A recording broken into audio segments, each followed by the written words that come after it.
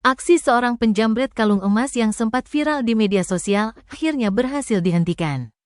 Polres Bangli meringkus Iwayan Edi Juniawan, warga desa Sebatu Kecamatan Tegalalang Gianyar.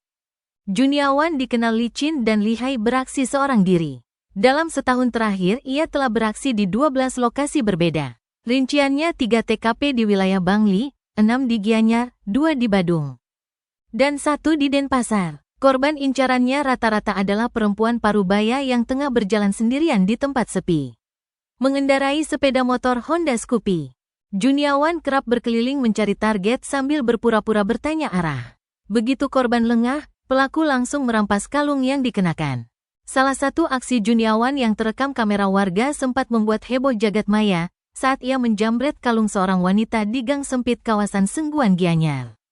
Hasil kejahatannya kemudian dijual secara online melalui platform marketplace. Dari penjualan tersebut pelaku diperkirakan meraup ratusan juta rupiah. Uang itu digunakannya untuk membayar utang dan mencukupi kebutuhan hidup sehari-hari. Meski bekerja sebagai buruh di peternakan ayam di Gianyar, Juniawan ternyata menyimpan sisi gelap yang cukup meresahkan warga. Juniawan kini terancam hukuman hingga 9 tahun penjara. Sebelum ditangkap karena kasus jambret, lanjut Gede putra pelaku juga pernah terlibat pencurian handphone di Gianyar, tapi kasus tersebut tidak sampai ke meja pengadilan.